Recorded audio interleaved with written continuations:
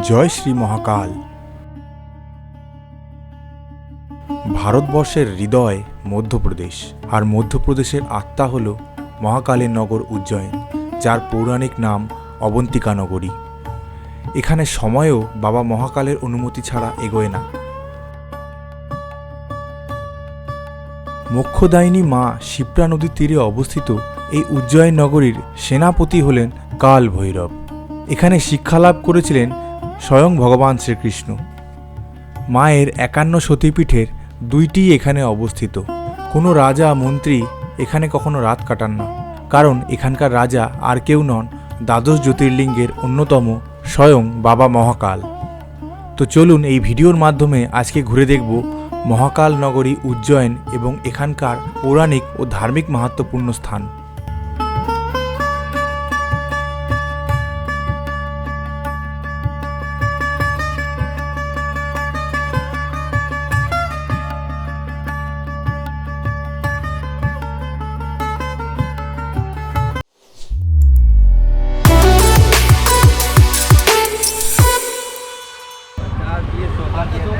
এই হচ্ছে আমাদের হোটেল, আর এখান থেকে আমরা এখন সবাই বেরিয়ে পড়লাম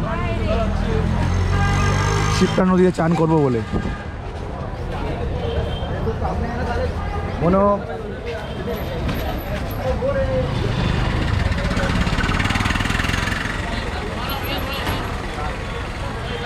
চলো, চারিদিকে সুন্দর খাবারের দোকান আছে, খাবারগুলো ট্রাই করবো।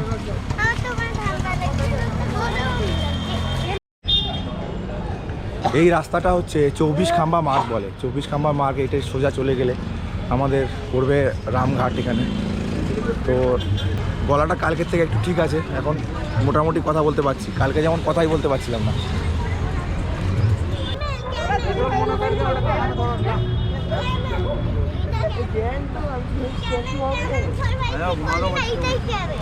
না কে না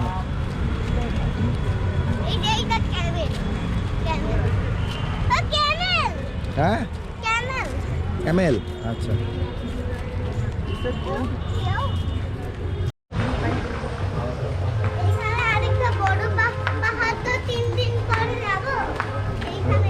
ঠিক বলেছিস। এই রামঘাট যাওয়ার রাস্তা।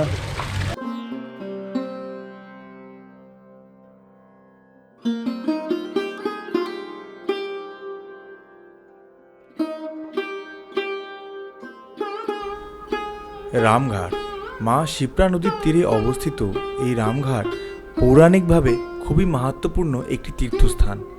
পুরাণ অনুযায়ী সমুদ্র মন্থনের পর যখন অমৃত কলস বেরিয়েছিল, সেই অমৃত কলস নিয়ে যাওয়ার সময় ভারতবর্ষের 4টি জায়গায় অমৃতের ছিটে ফোঁটা পড়ে। এই 4টি জায়গা হলো হরিদ্বারের হরকি পৌড়ি ঘাট, প্রয়াগরাজ ত্রিবেণী সঙ্গম, শিপ্রা নদীর তীরে অবস্থিত রামঘাট, আর গোদাবরী নদীর তীরে অবস্থিত নাসিক ত্রম্বকেশ্বরে। এই কলস থেকেই কুম্ভ, তাই এই 4টি জায়গাতেই বিশেষ তিথি অনুযায়ী কুম্ভ মেলা অনুষ্ঠিত হয়।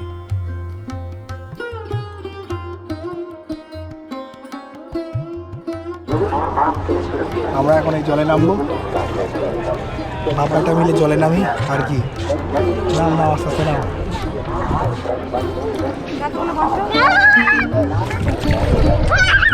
পড়ে যাবি,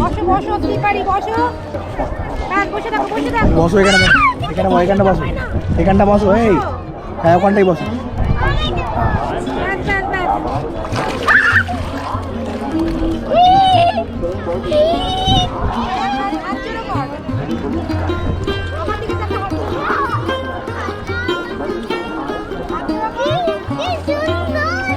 থাকা বানি বানি বানি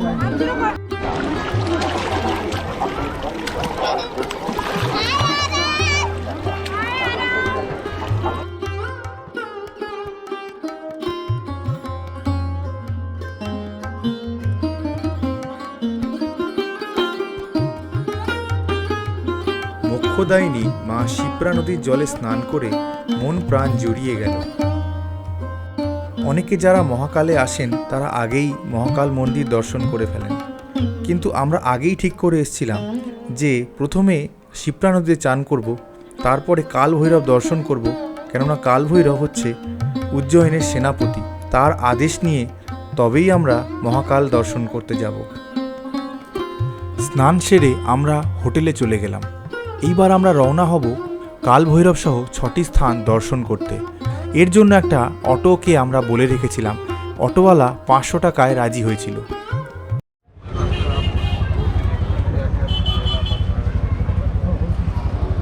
আমরা এখন একটা অটো করে নিলাম, অটো করে 5টা মন্দির করব, ঘুরে আসবো। আগে কালভৈরব যাবো সবার আগে।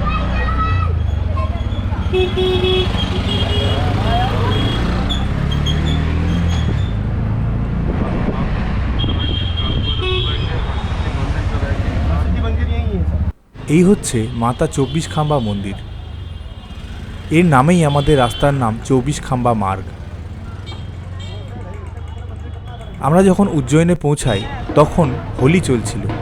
বলা বাহুল্য, হোলি কিন্তু আমাদের এখানে আগেই শেষ হয়ে গেছে। হোলির দিন আমাদের ট্রেনেই কেটে গেছে। এখানে উজ্জয়িনে টানা 7 থেকে 10 দিন হোলি চলে।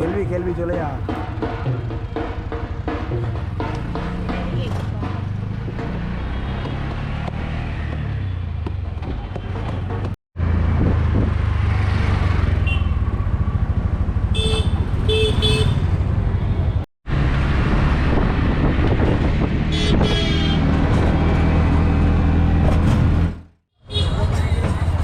এসে গেছি সন্দীপনী আশ্রম।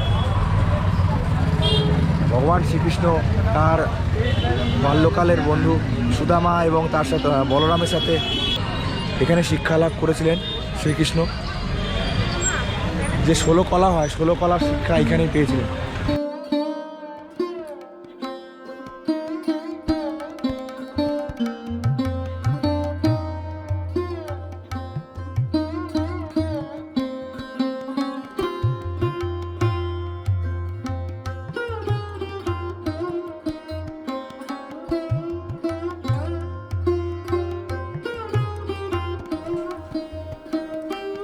সন্দীপনী আশ্রম।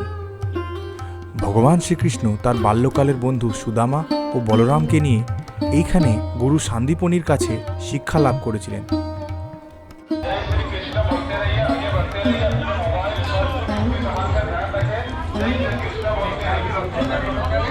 এটা হচ্ছে কুণ্ডেশ্বর মহাদেব মন্দির।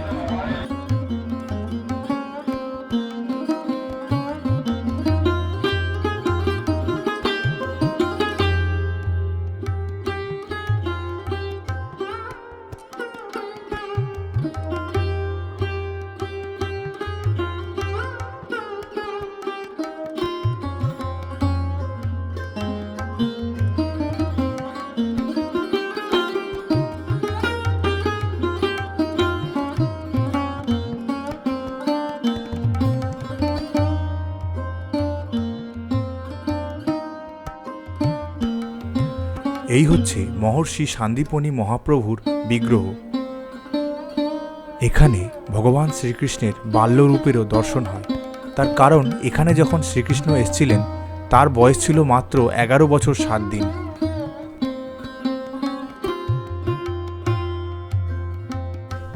এখানে তিনি 64 দিন ছিলেন এবং 64 কলার শিক্ষা 64 দিনে লাভ করেছিলেন এই তেঁতুল গাছতলায়। যদিও আসল তেঁতুল গাছটা ভিতরে আছে এবং সংরক্ষিতভাবে আছে। ওই পুরনো গাছের চারা থেকে হওয়া তেঁতুল গাছটির জন্যই এই গাছটিকেই আজকাল পুজো করা হয়।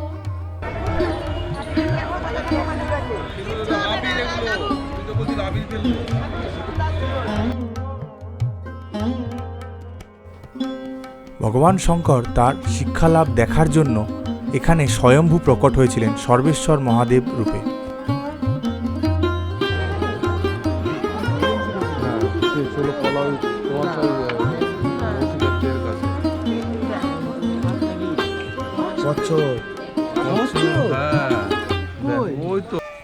এই হচ্ছে গোমতী কুণ্ড। শ্রীকৃষ্ণ একটি বাণ মেরেই এই কুণ্ডটিকে প্রকট করেছিলেন।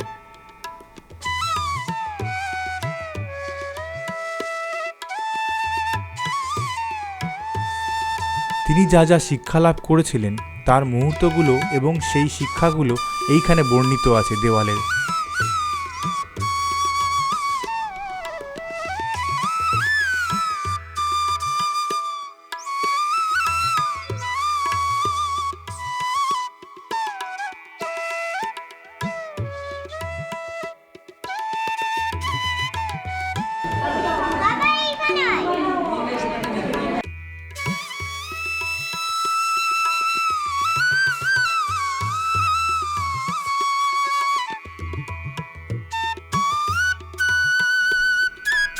এই হচ্ছে সেই প্রাচীন তেঁতুল গাছ যেখানে বসে ভগবান শ্রীকৃষ্ণ তার শিক্ষা লাভ করেছিলেন।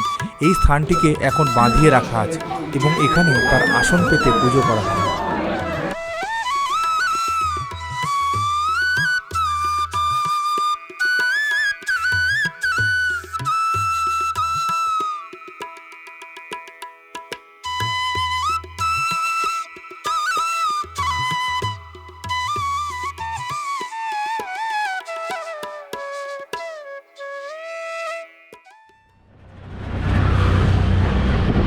সন্দীপনী আশ্রম থেকে এখন বেরিয়ে গিয়ে এখন যাচ্ছি আমরা মঙ্গলনাথ মন্দিরের উদ্দেশ্যে।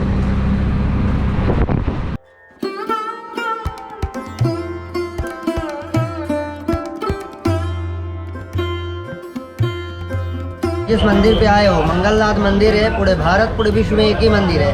9 ग्रहों में से एक ग्रह मंगल भगवान का जन्म स्थान है, जन्मभूमि है। इनका जन्म हुआ है भोलेनाथ जी के मस्तक के पसीने से। एक राक्षस का और भोलेनाथ जी का यहाँ पे युद्ध हुआ था। लड़ते लड़ते भोलेनाथ जी का मस्तक का पसीना धरती में गिरा, धरती माँ के 2 भाग हुए, वहाँ से मंगल भगवान का जन्म हुआ। शिव रूप में विराजमान है। अंदर आप जाएंगे तो आपको शिवलिंग के रूप में देखने को मिलेंगे। 9 ग्रहों के सेनापति हैं और 21 विभागों के मालिक। जो बच्चे बच्चियाँ मांगी रहते हैं, जिसके कुंडली मंगल दोष, काल सर्प दोष ऐसा कुछ रहता है, उनकी भी पूजन इसी मंदिर में होती है। आप हर शिव जी के मंदिर में जाते हैं, शिव जी की सवारी किस पे देखते हैं? नंदी महाराज। यहाँ पे नंदी नहीं है। इस प्रकार भेड़ की सवारी देखने को मिलेगी। भेड़ जो राजस्थान में पाया जाता है, उसी भेड़ की सवारी है मंगल भगवान की, क्योंकि मेष और वृश्चिक राशि के स्वामी है मंगल भगवान। यहाँ पे दान चढ़ाने से अपने बच्चों के, अपने माता पिता के जीवन के रुके हुए 21 कार्य महामंगल देखते हैं। बोर्ड पे लिखा हो, पढ़ना है एक बार। भूमि प्राप्ति, धन प्राप्ति, पुत्र प्राप्ति, शीघ्र विवाह, शुभ वधु, यश प्राप्ति, समस्त रोगों के नाश, कर्जे से छुटकारा, ऐसे 21 कष्टों का निवारण होता है। उज्जैन में घूमने लायक तो बहुत सारी मंदिर है, लेकिन 3 मंदिरों का बहुत ज़्यादा महत्व है। महाकाल, काल भैरव, मंगलनाथ। काल भैरव में दारू चढ़ती थी, जो 1 अप्रैल 2025 से उज्जैन में दारू बैन कर दी गई। आप बाहर से लाओगे तो दारू चढ़ेगी, लेकिन उज्जैन में आपको नहीं मिलेगी। दान सिर्फ आपको इसी पॉइंट में चढ़ता है। जैसे शनि भगवान को काली चीज़ों का दान होता है, मंगल भगवान को लाल चीज़ों का दान होता है। दान में होता है लाल कपड़े में गेहूँ, मसूर की दाल, पुष्प, नारियल और मूंगा रतन। स्टोन बोलते हैं, दानी मूंगा होता है। यहाँ पे चढ़ाते हैं इसलिए कि मंगल भगवान अंगार के जैसे घर में उनको ठंडक के लिए दान होता है। नाम, गोत्र, मनोकामना, रुका हुआ कार्य बोल के अर्जी लगाते हैं। कैसा भी आपका रुका हुआ कार्य अर्जी लगा देना, 3 महीने में रुका हुआ कार्य मंगल होता है। आपके कुटुंब परिवार का दान है। जो भी आपके साथ नहीं आए, आपके माता पिता, भाई बहन, पत्नी, बच्चे, दादा दादी, नाम, गोत्र बोलने सबका दान लगता है।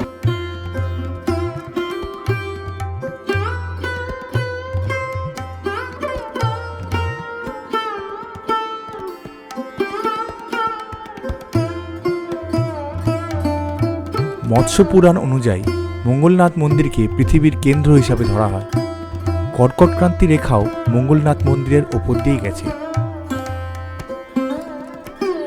কারোর যদি কুণ্ডলিতে মাঙ্গলিক দোষ থাকে বা সে জ্যোতিষে বিশ্বাস করে মঙ্গলের দোষ কাটানোর জন্য, তাহলে তার এখানে অবশ্যই আসা উচিত। এখানে এরকম অনেক পুজোর আসন পাতা আছে এবং প্রত্যেকের একটি করে পূজারী আছে। মাঙ্গলিক দোষ কাটানোর পুজো মোটামুটি ভালোই দক্ষিণা লাগে, প্রায় 11 থেকে 12 হাজার মিনিমাম। তবে যাদের সমস্যা আছে তারা নিশ্চয়ই করবেন। এখানে অনেক বড় বড় ফিল্মের স্টাররা এসে তাদের মাঙ্গলিক দোষ কাটিয়ে গেছেন, যেমন ঐশ্বর্য রায়, গোবিন্দা এবং আরও অনেকে। এই মঙ্গলনাথ মন্দিরে এরকম পুজো দিলে মোটামুটি মঙ্গল দোষ কাটানোর জন্য লোকে পুজো দেয়। বাবা লাইন আছে ভালো। এই হচ্ছে পৃথিবীর একমাত্র মঙ্গল মন্দির।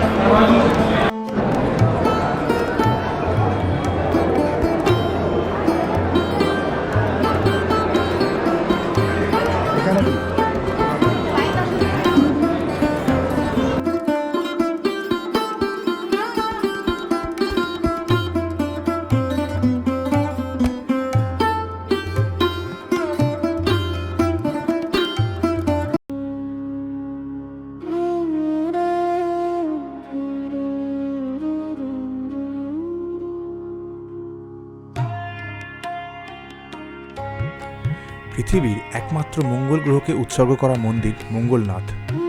মঙ্গলনাথ ভগবান শিবেরই পুত্র, তাই মঙ্গলনাথ এখানে ভগবান শিবের মতোই লিঙ্গ রূপে আছে। শুধু লিঙ্গের উপরে এখানে সেদ্ধ অন্ন বা ভাত দিয়ে পুজো করা হয়। এখানে নন্দী মহারাজের জায়গায় মেষ বা ভেড়া রূপে অধিষ্ঠিত আছেন।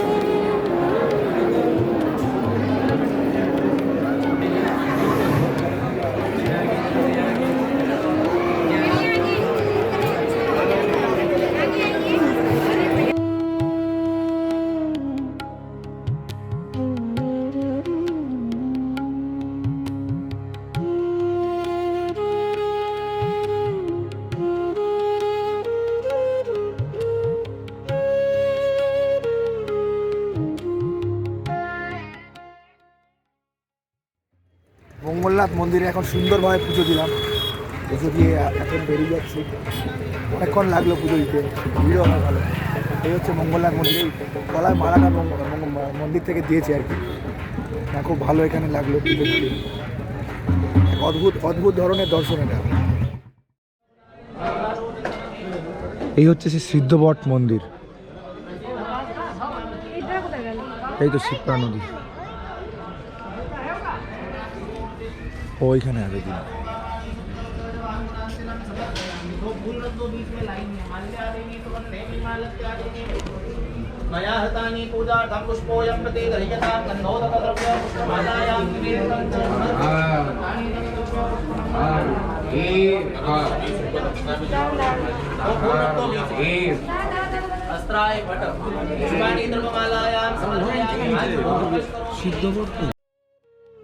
উজ্জয়নের ভৈরবগড় ক্ষেত্রে অবস্থিত হচ্ছে এই সিদ্ধবট মন্দির।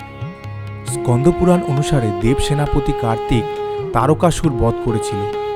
তারকাসুর বধ করতে যে বিশেষ শক্তি লেগেছিল, সেই শক্তি পরে এই শিপ্রা নদীর ধারে ফেলে দেওয়া হয়েছিল। সেখান থেকেই এই বট গাছের উৎপত্তি। যেমন প্রয়াগে অক্ষয় বট, নাসিকে পঞ্চবট, বৃন্দাবনে বংশী বট এবং গয়ায় বোধিবট, এই সিদ্ধ বটগাছ হলো তেমনই একটি শক্তিশালী স্থান। পুরাণ অনুযায়ী এখানে সন্তান প্রাপ্তির জন্য নাগ বলির রীতি আছে এবং পিতৃশান্তির জন্য পূজা অর্চনা করার রীতি আছে। তাই এখানে অনেকেই পিতৃদোষ কাটানোর জন্য বা পিতৃপুরুষকে তৃপ্ত করতে তর্পণ, শ্রাদ্ধানুষ্ঠান বা পিতৃশান্তির কাজ করে থাকেন।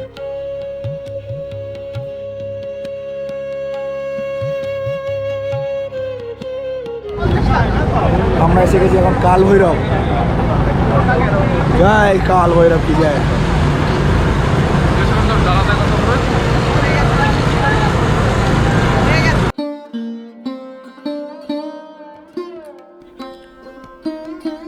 কাল ভৈরব মন্দির।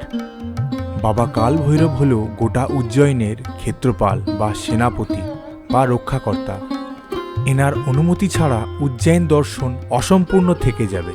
তাই মহাকাল মন্দির দর্শন করার আগে আমরা চলে এলাম কাল ভৈরব দর্শন করতে।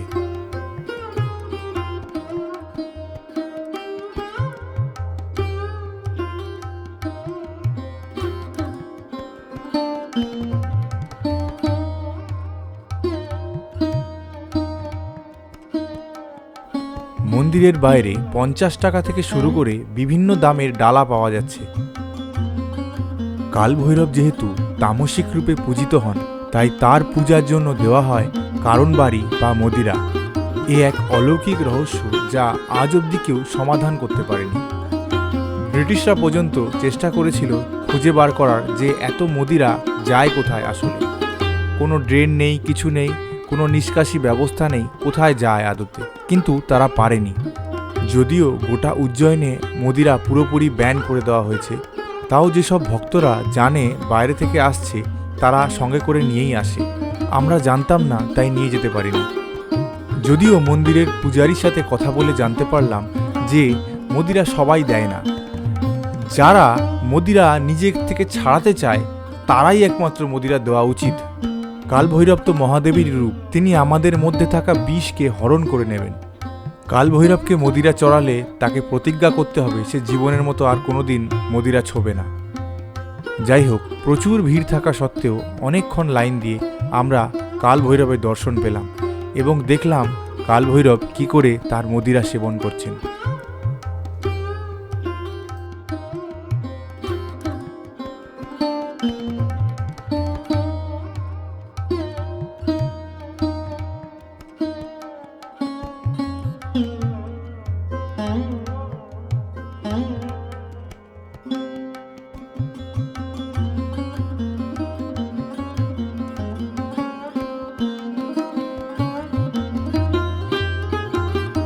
চলে এলাম গড কালিকা মন্দির।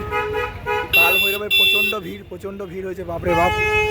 যাই হোক, তাও দেখতে পেয়েছি। কোনো ছেলের একটু শরীর খারাপ হয়ে গেছিলো, কিন্তু তাও দেখতে পেয়েছি, কাল ভৈরবের দর্শন পেয়েছি। খুব ভাগ্যবান মনে হচ্ছে। আর এরপরে চলে এলাম এই গড কালিকা মাতার মন্দিরে। এই গড কালিকা মাতার দর্শন করে এখন আমরা বেরিয়ে যাব একদম আমাদের হোটেলে।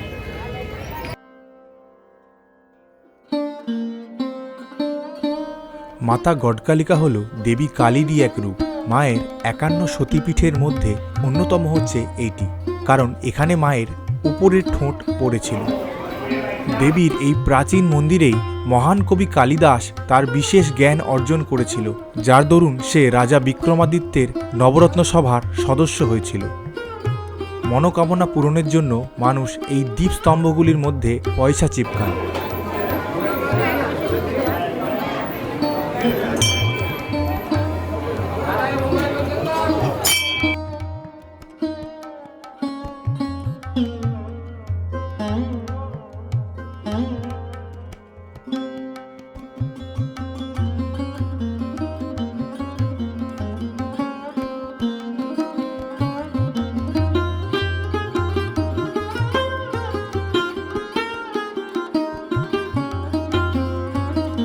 গডকালিকা মাতার পাশেই হল শ্রী চিন্তামন গণেশের মন্দির।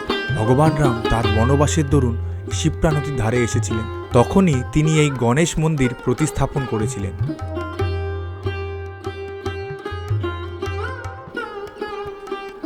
সব ঘুরে অটো আমাদের নামিয়ে দিল রামঘাটের কাছে।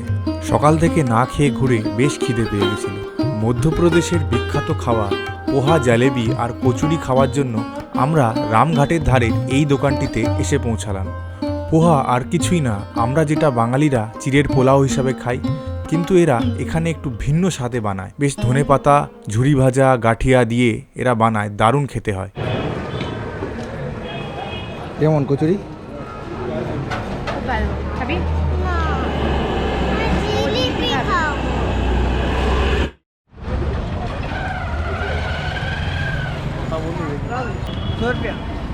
एक बच्चा 200 दोनों 100 में 50-50 करके 50-50 करके सिर्फ यहीं पर या थोड़ा थोड़ा घुमाएंगे? घुमा के लो पूरा।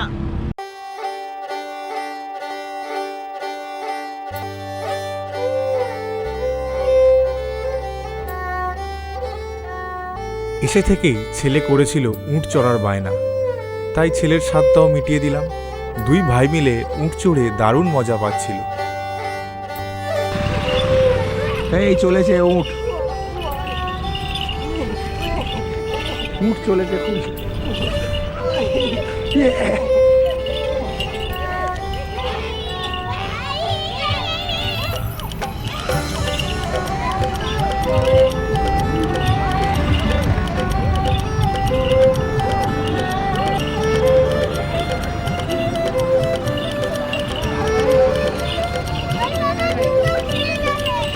তুই তো আর ধরে বস।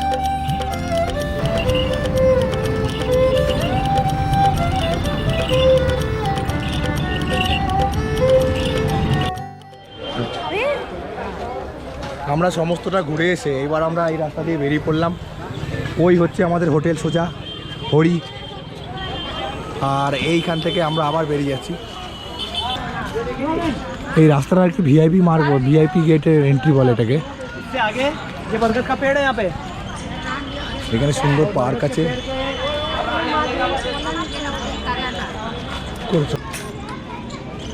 কত কিছু পাওয়া যাচ্ছে এখানে। কি পাওয়া যাচ্ছে?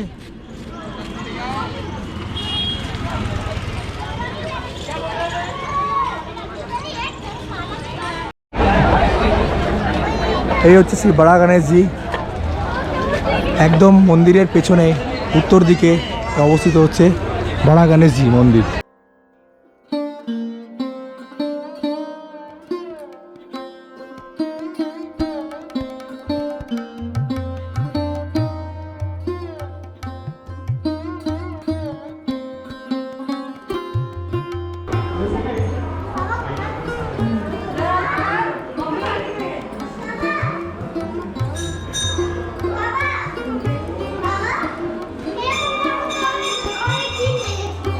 হ্যাঁ, গণেশজি নবগ্রহ দর্শন এটা।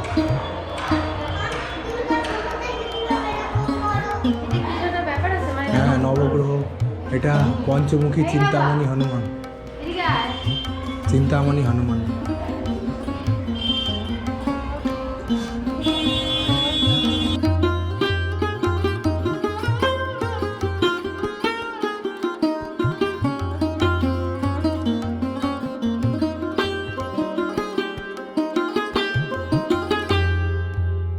আর বড়া গণেশজি ঠিক উল্টো দিকে হচ্ছে এই শীঘ্র দর্শনের কাউন্টার, যদিও এখন বন্ধ আছে। না, এই কাউন্টারটা খোলা আছে। 250 টাকা করে দিলে শীঘ্র দর্শন করা যায়। হ্যাঁ,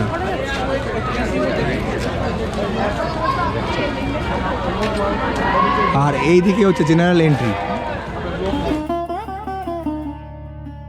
পড়ন্ত বিকেলে আমরা মহাকাল মন্দির দর্শনের জন্য বেরিয়ে পড়লাম। 12টি জ্যোতির্লিঙ্গের অন্যতম জ্যোতির্লিঙ্গ হল বাবা মহাকালেশ্বর।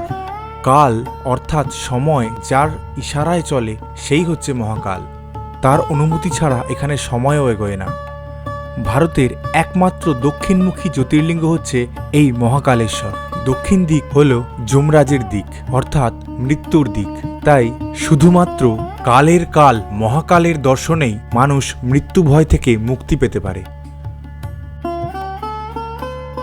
বাবা মহাকালের দর্শন অনেকভাবে করা যায়। একটা হচ্ছে এই জেনারেল লাইনে এন্ট্রি, যার কোনো পয়সা লাগে না। আরেকটা হচ্ছে শীঘ্র দর্শন। এখানে 250 টাকার কাউন্টারে টিকিট কাটলে শীঘ্র দর্শন করা যেতে পারে। যদিও এখন আর আগের মতো গর্ভগৃহে কাউকেই ঢুকতে দেয় না, একমাত্র সেলিব্রিটি বা ভিভিআইপি ছাড়া। সবচেয়ে গুরুত্বপূর্ণ দর্শন হলো মহাকাল ভস্মারতি দর্শন, কারণ বলা হয় সেই সময় বাবা নিজে এখানে উপস্থিত থাকেন তার সমস্ত গণদেরকে নিয়ে। ভস্মারতি দর্শনের জন্য 2 থেকে 3 মাস আগে থাকতেই টিকিট কেটে রাখতে হয় অনলাইনে। আমাদের আজকে রাত্রেই ভস্মারতি দর্শনের বুকিং আছে, যার মূল্য আমাদের পড়েছিল 200 টাকা প্রতিজন। এছাড়াও আছে অনলাইনে সন্ধ্যারতি দর্শন, আর আছে রুদ্রাভিষেক। বিভিন্ন মূল্যের রুদ্রাভিষেক আছে, 300 টাকা থেকে শুরু করে 15,000 টাকা পর্যন্ত। কিন্তু তাতেও গর্ভগৃহে জল ঢালতে দেয় না। মন্দিরের মধ্যে থাকা অন্য একটি শিবলিঙ্গে জল ঢালতে দেয়, সেখানেই পুজো করিয়ে দেয়।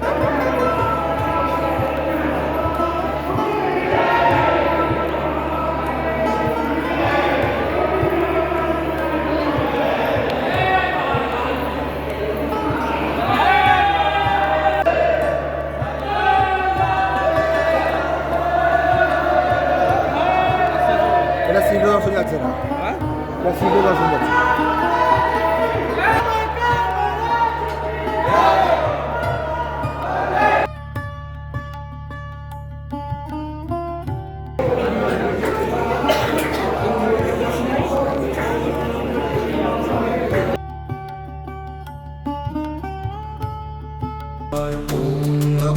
Shivaya, Om Namah Shivaya, Om Namah Shivaya, Om Namah Shivaya, Om Namah Shivaya, Om Namah Shivaya, Om Namah Shivaya, Om Namah Shivaya, Om Namah Shivaya, Om Namah Shivaya, Om Namah Shivaya, Om Namah Shivaya, Om Namah Shivaya, Om Namah Shivaya, Om Namah Shivaya.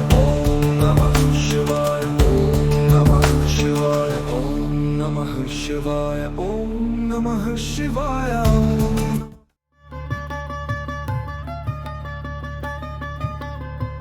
সপরিবারে সুন্দরভাবে মহাকালের দর্শন করলাম। দর্শন করতে করতে বিকাল থেকে সন্ধে গড়িয়ে গেল। সন্ধেবেলা মহাকাল মন্দিরকে দেখতে আরোই মায়াবী লাগছিল।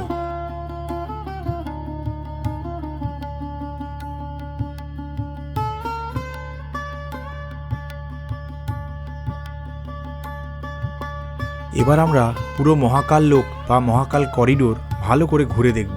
সন্ধ্যাবেলায় মহাকাল করিডোর দেখতে সবচেয়ে ভালো লাগে। মহাকাল মন্দিরের পাশের এই ঝিলটির নাম হচ্ছে রুদ্রসাগর। সন্ধ্যা 7টা নাগাদ এখানে লাইট অ্যান্ড সাউন্ড শো হয়।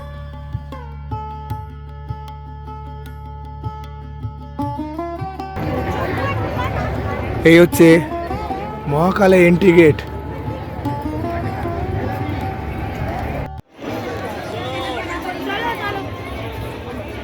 এই হচ্ছে মহাকাল করিডোর। দারুণ লাগছে সন্ধ্যাবেলায় মহাকাল করিডোরে, দারুণ লাগছে ঘুরতে। বিশাল বড় করিডোর, বিশাল বড়, অসম্ভব সুন্দর দেখতে।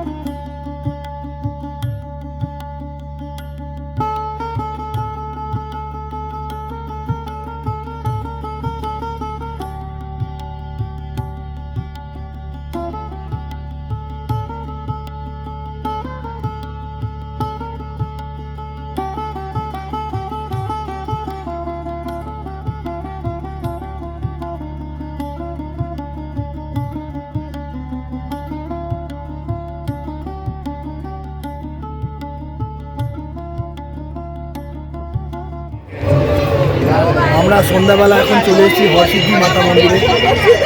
উজ্জয়ন মন্দির দর্শন করে নিয়েছি। দর্শন করে নিয়ে এখন আজকে রাত্রে আর কি আমাদের ভস্মারতি দর্শন আছে, তো সেই কারণে একটু জাগতে হবে বলে তো এনার্জি কনজার্ভ করে দুপুরটা একটুখানি রেস্ট করেছি আমরা। এখন আছি আমরা হরসিদ্ধি মাতা মন্দিরে।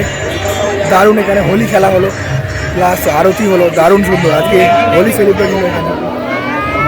51 সতীপীঠের অন্যতম আরেকটি সতীপীঠ হলো এই হরসিদ্ধি মাতা। মায়ের ডান কুনুই এখানে পড়েছিল। রাজা বিক্রমাদিত্যের আরাধ্য দেবী ছিলেন এই হরসিদ্ধি মাতা। প্রাচীনকাল থেকে চলে আসা নিয়ম অনুযায়ী এই মন্দিরের বাতিস্তম্ভগুলিকে প্রত্যেক দিন আরতির সময় প্রজ্বলিত করা হয়। এই মন্দিরের আরতি উজ্জয়নের একটা অভূতপূর্ব দেখবার বিষয়।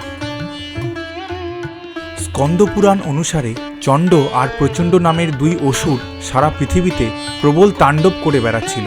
তাদের দমন করতে মহাদেব দেবী মহামায়ার চণ্ডী রূপকে স্মরণ করেন। দেবী চণ্ডী দুই অসুরকে বধ করলে মহাদেব দেবীকে বরদান করেন যে তিনি সমস্ত লোকে হরসিদ্ধি রূপে প্রসিদ্ধ হবেন।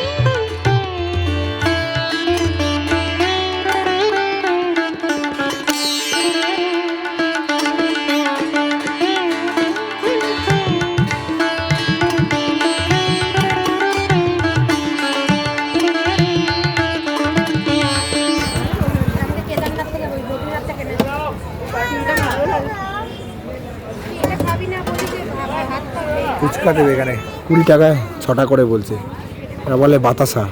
যাই হোক, এরা এখানে বাতাসে বলে, 20 টাকায় 10টা করে ভাই, 20 টাকায় 6টা করে ফুচকা দিচ্ছে। যাই হোক, খেয়ে দেখুক, আমি তো ফুচকা খুব একটা খাই না,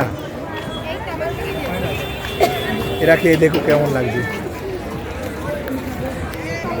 খুব একটা ভালো নয় বলছে।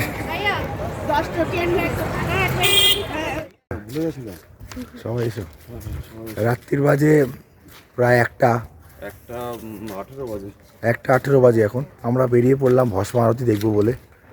আমাদের টিকিট আগে থেকেই করা ছিল। এখন আমরা সবাই সব পরিবারে বেরিয়ে পড়েছি।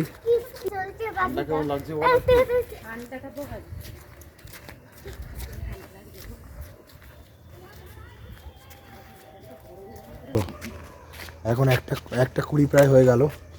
আমরা এই 4 নম্বর গেটের কাছে চলে এসেছি। এই গেট দিয়ে এন্ট্রি, এখন সব চারিদিকে ফাঁকা।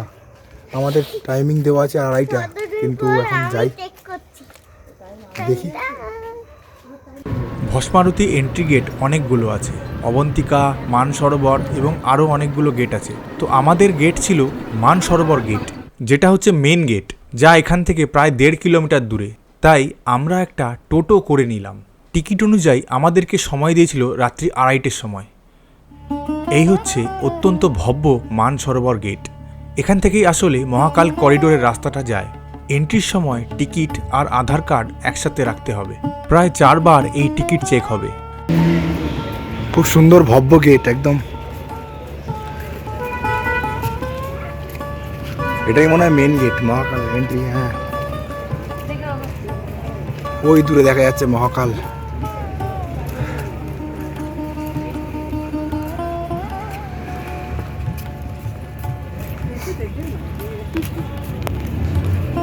চলো চলো বাবু। এখানে আবার আমাদেরকে গেট পাস দেখাতে হবে। জুতোগুলো রাখি, জুতো ফুতো খুলে দিলাম। এইবার বেরিয়ে যাচ্ছি সামনের দিকে। গলাটা মনে হচ্ছে একটু ঠিক লাগছে, তাও কথা বলতে পারছি।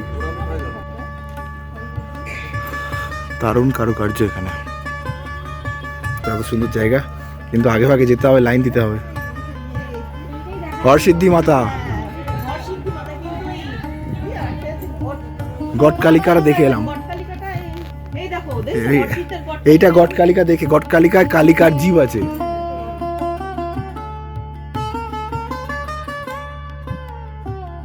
এই ভস্মারতি আগে শ্মশানের ছাই দিয়ে করা হতো, এখন তা গোবর আর বটগাছের ছাই দিয়ে করা হয়। মহাকাল দর্শনের মূল আকর্ষণই হল ভস্মারতি। ভোর 4টে থেকে 6টা অবধি চলা এই আরতিতে হঠাৎ একটা সময় আসবে যখন সমস্ত আলো বন্ধ করে দেওয়া হবে এবং মহিলাদেরকে চোখ বন্ধ করে রাখতে বলা হবে। এ এক রোমহর্ষক দৈব অনুভূতি। মনে হচ্ছিল বাবা স্বয়ং ওখানে উপস্থিত ছিল।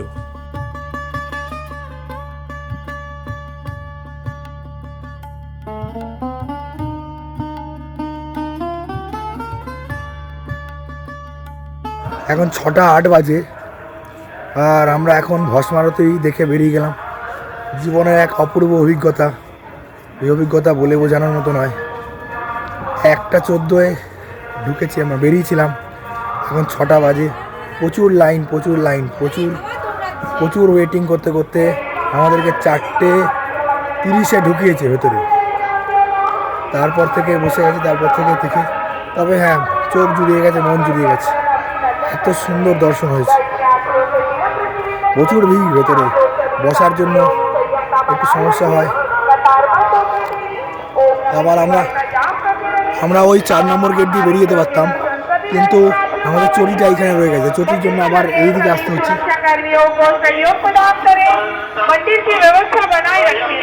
এটা মানসরোবর দ্বার। এটা जिन दर्शनार्थियों के दर्शन हो चुके हैं वे कृपया शीघ्रता से निर्गम द्वार जगह जगह अनावश्यक भीड़ न लगाएं। छोटे बच्चों और बुजुर्गों का ध्यान रखें। छोटे बच्चों की जेब में। সারা রাত জাগার পর সকালটা একটু রেস্ট নিয়ে সকাল 10:30 নাগাদ বেরিয়ে পড়লাম রামঘাটের দিকে। ঘুরে দেখব এখানকার সমস্ত প্রাচীন মন্দির। এই হচ্ছে শিপ্রা নদী, মা শিপ্রা।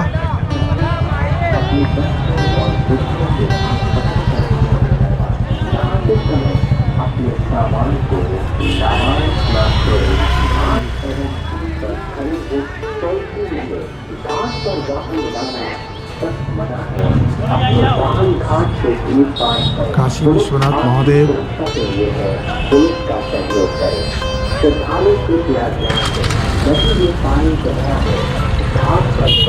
ঘাটের ধারে এরকম অজস্র মন্দির আছে, এগুলো কিন্তু সবই প্রাচীন মন্দির,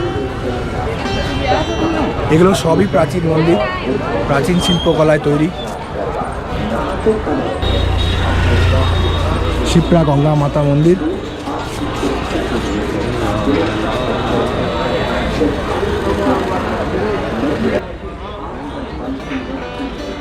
আর এখানে সব সাধ্য শান্তি হচ্ছে।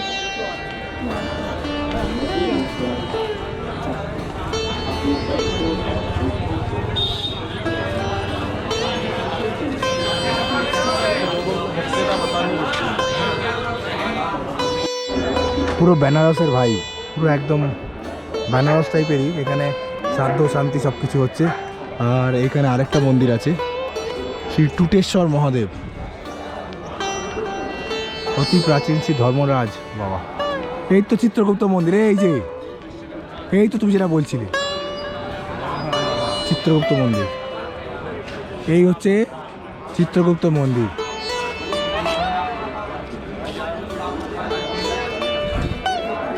এখানে পূজা পাঠ করলে পাপ থেকে মুক্তি পাওয়া যায়।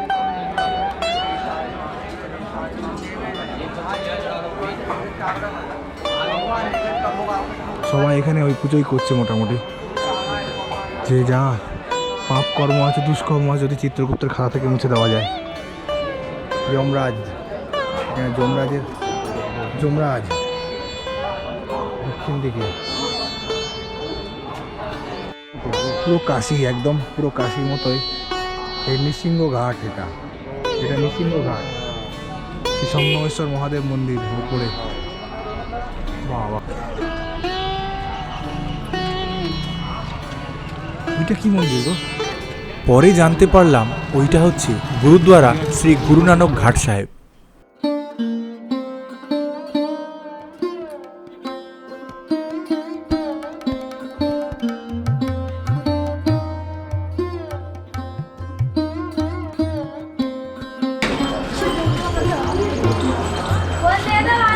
श्री श्याम खाटू धाम, बगला शक्तिपीठ, माँ बगला। विश्व का सबसे बड़ा पारदेश्वर शिवलिंग, विश्व सबसे बड़ा पारदेर तैरी शिवलिंग।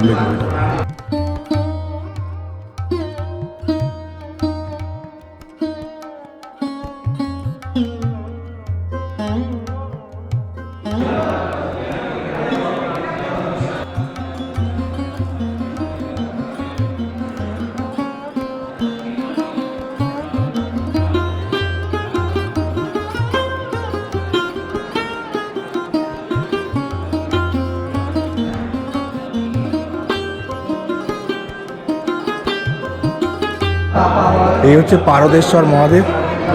পারদেশ্বর মহাদেব, এটা পারদের তৈরি একদম, মানে মার্কারি যেটা হয়। এখানে মা বগলারও পুজো হচ্ছে, মা বগলার পুজো হচ্ছে। আর এখান থেকে শিপ্রা নদীর ভিউটা কিছুটা এরকম।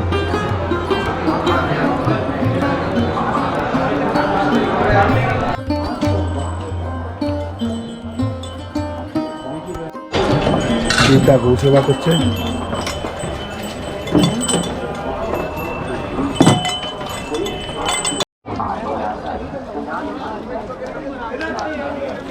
জলের তলায় শিবলিঙ্গ আছে এখানে, সামনে জলের তলায় একটা শিবলিঙ্গ আছে, শিপ্রা নদীর জলের মধ্যেই আছে। দারুণ জায়গা, দারুণ দারুণ জায়গা। পিশাচেশ্বর মহাদেব মন্দির এটা।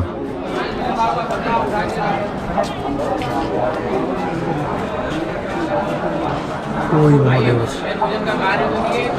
এই হচ্ছে নন্দী মহারাজ, ওই হচ্ছে মহাদেব। একদম এই প্রাচীন শ্রী ধর্মরাজ চিত্রগুপ্ত মন্দিরের পাশে। বিকেল বিকেল একটা অটো ধরে বেরিয়ে পড়লাম উজ্জয়নের আরও 3টে উল্লেখযোগ্য জায়গা ঘুরে দেখতে। এইগুলো প্রথম দিনই ঘুরে দেখা যেত, কিন্তু আমার বাচ্চা ছোট, তাই একসাথে এত ঘোরা সম্ভব হয়নি। আমরা এখন এসে গেছি শ্রী ঋণ মুক্তেশ্বর মহাদেব। এখানে পুজো দিলে এখানে একটা বিশেষ ধরনের পুজো হয়, ডাল দিয়ে, ছোলার ডাল মাথায় চড়াতে হয়। বলে নাকি ঋণ যত থাকে মানুষের, জমে থাকা ঋণ আর কি মুক্তি হয়ে যায় এখানে থাকলে। দেখা যাক, আমরা পুজো দিই। এই হচ্ছে ঋণ মুক্তেশ্বর মহাদেব। এই গাছ, এই তো এই গাছটা এখানে। চলো এবার নাম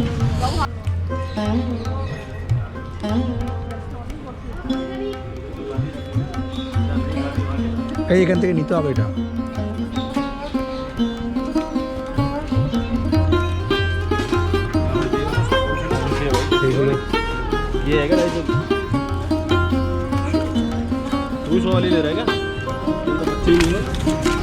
এখান থেকে ছোলার ডালগুলো নিতে হবে।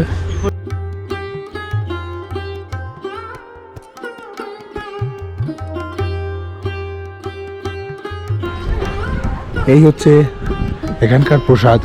যদি ঋণ মুক্তি চাও তো এখানে 250 টাকা করে নিতে হয়। এখানে 250 টাকা করে নিতে হয়, নিয়ে তারপরে পুজো দিতে হবে। আমাদের গুড়, ছোলার ডাল, অনেক কিছু থাকে আর কি। চলো দেখা যাক।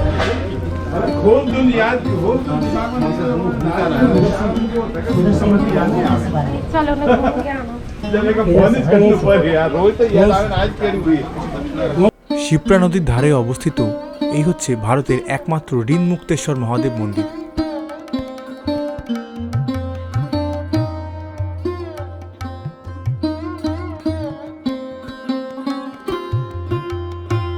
মানা হয় এখানে বিশেষভাবে পুজো দিলে মানুষ তার সমস্ত ঋণ থেকে মুক্তি পায়।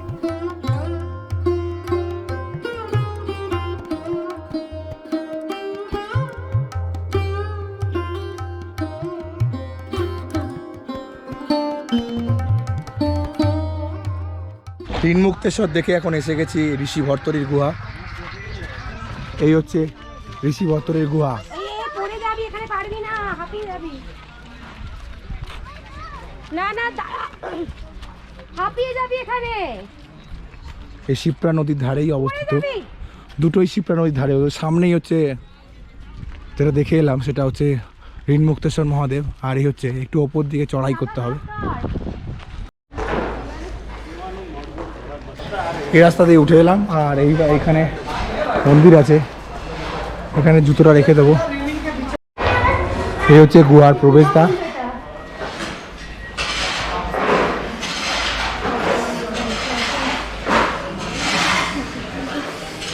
জয় শ্রীরাম,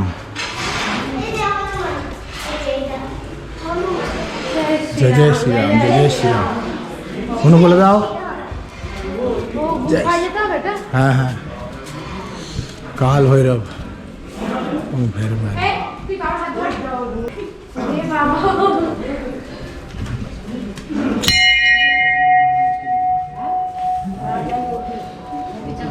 এই হচ্ছে গুহা, তিনটে গুহা আছে সম্ভবত।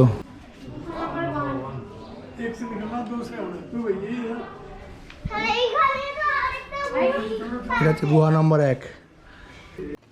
এই 1 নম্বর গুহাতে 2500 বছর আগে গুরু গোরখনাথ এই গুহায় তপস্যা করেছিলেন। রাজা ভর্তরি তার ছোট ভাই বিক্রমাদিত্যকে সমস্ত রাজপাট ছেড়ে দিয়ে সন্ন্যাস গ্রহণ করে 12 বছর এই গুহায় তপস্যা করেছিলেন।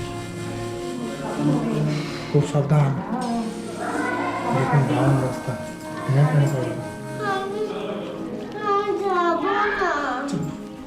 আমি তো যাচ্ছি, যা আস্তে আস্তে যা। মাকে ধর, মাকে ধর।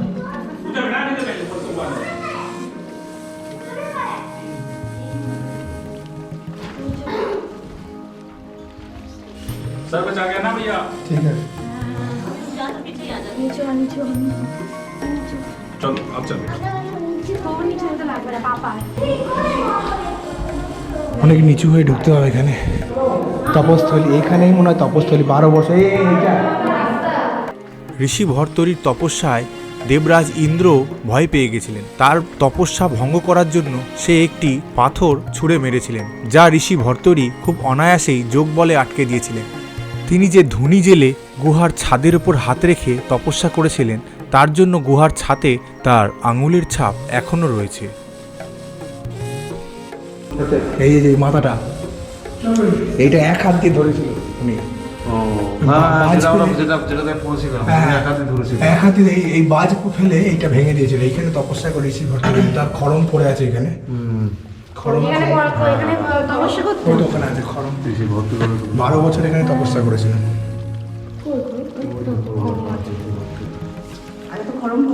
হ্যাঁ, মানে বলছি ওই ইন্দ্র এখানে বাজ ফেলেছিল। বলা হয় গুহা থেকে 4 ধাম যাওয়ার রাস্তাও আছে। এই 4 ধাম হল বদ্রীনাথ, দ্বারকানাথ, পুরী জগন্নাথ আর রামেশ্বরম।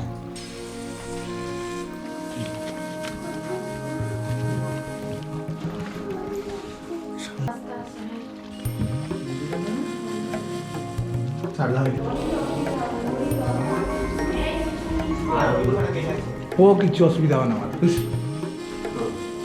बाहर जाने का रास्ता। अच्छा, गुफा झुक के निकले।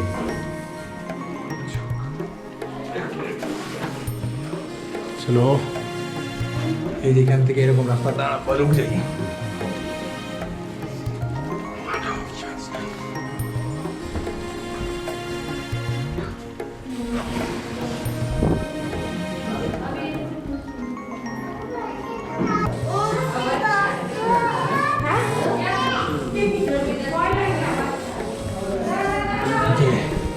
ইনি হচ্ছে ঋষি ভর্তরি, ইনি হচ্ছে শ্রী মৎস্যেন্দ্রনাথ যোগী।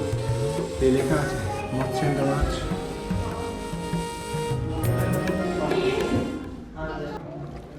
এটাও আরেকটা গুহা, গুহা নাম্বার 2 এটা। 2 নম্বর গুহায় আছে ঋষি গোপীচাঁদের মূর্তি। ঝুঁকে ঝুঁকে ঢুকতে হবে। ওরে বাবারে,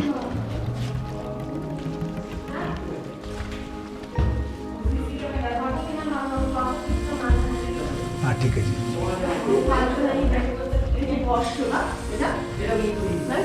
হ্যাঁ অবশ্য রয়েছে।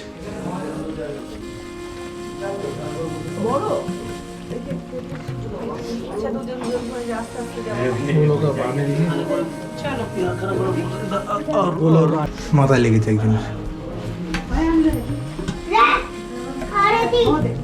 র্যাট, ঠিক আছে চলে আয়। র্যাট আছে, চলে আয়। দেখি কিরকম র্যাট আছে।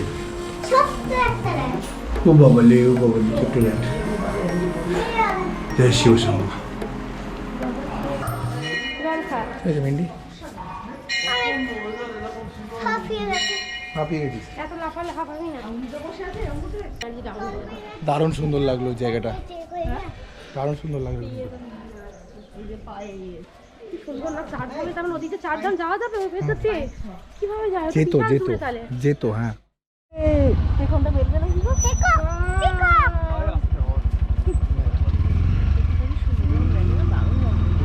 খুলবে।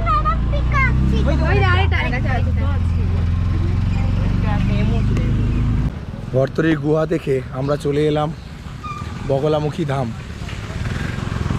রাস্তায় একটা ময়ূর দেখতে পেলাম আমরা।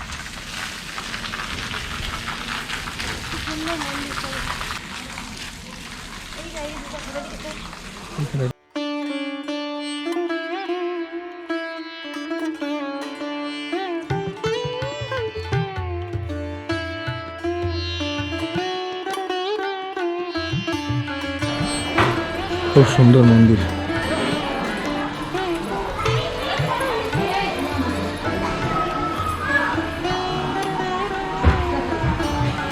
সবার প্রথমে মহাদেবের মন্দির।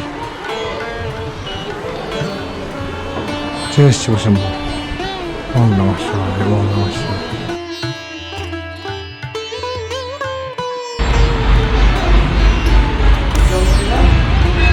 ও খাটু শ্যাম বাবা।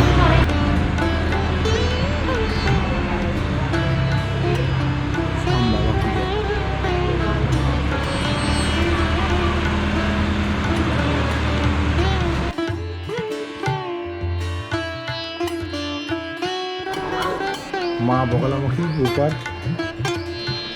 চলো সবাই উপর যাচ্ছে।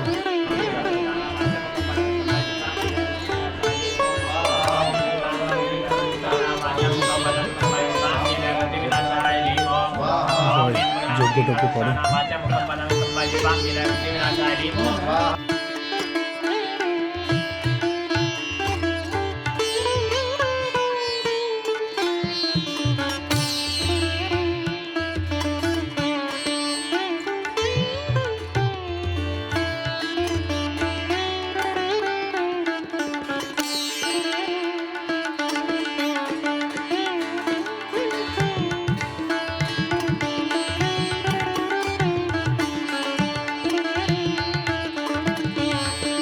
বাবা।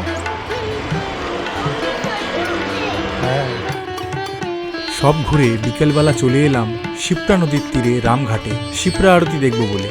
বিকেলের পরিবেশটাও ছিল অদ্ভুত মায়াবী সুন্দর।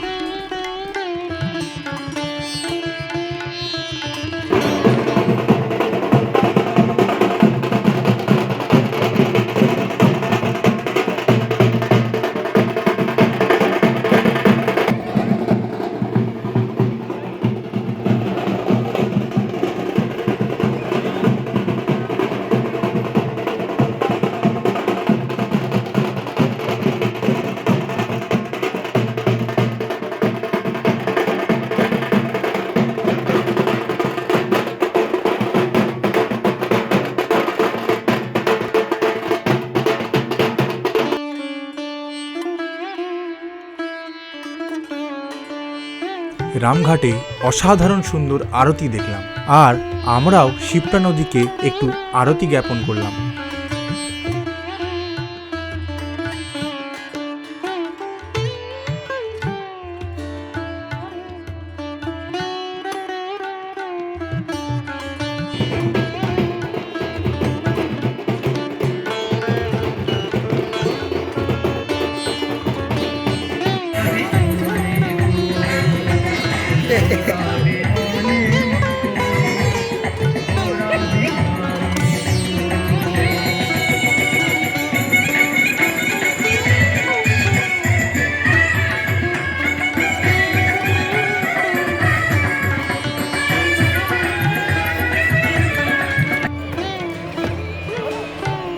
সন্ধ্যাবেলা রামঘাটে বাচ্চাদের জন্য বেশ সুন্দর 4 চাকা, 2 চাকা, 3 চাকা বিভিন্ন রকমের গাড়ির ব্যবস্থা রয়েছে। আমার ছেলে তো বেশ আনন্দ করে চলল।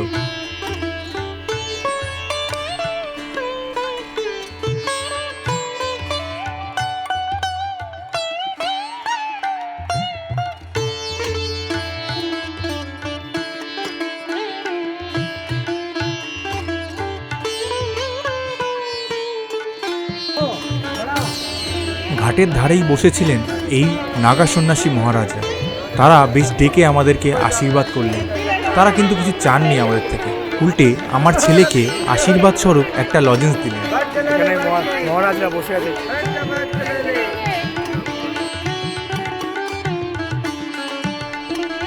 হাঁটতে হাঁটতে আমরা চলে এলাম বিক্রমাদিত্য টিলা। এখানে দারুণ লেজার শো হচ্ছিল।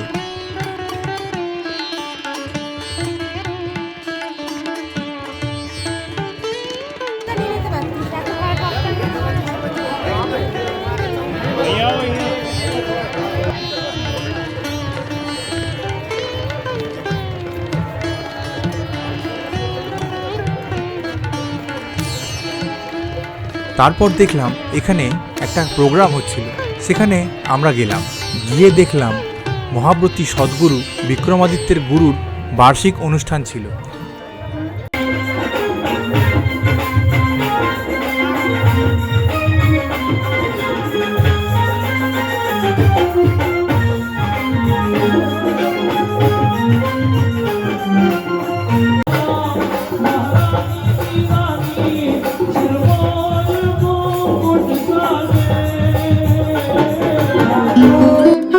এবং সেই উপলক্ষে ভান্ডারা হচ্ছিল। আমাদেরকে ডেকে ডেকে বেশ আপ্যায়নের সঙ্গে ভান্ডারায় প্রসাদ পাওয়ার জন্য বসালো। আমাদের উজ্জয়ন যাত্রার দ্বিতীয় দিনটা আমরা এইভাবেই অতিবাহিত করলাম। কাল আমরা বেরিয়ে যাব ওঙ্কারেশ্বরের পথে। সেই ভিডিও আসবে, দেখতে থাকুন। ভিডিওটা এখানেই শেষ করছি। আর ভিডিওটা ভালো লাগলে একটা লাইক, কমেন্ট আর সাবস্ক্রাইব করে চ্যানেলটিকে সাহায্য করবেন। জয় শ্রী মহাকাল।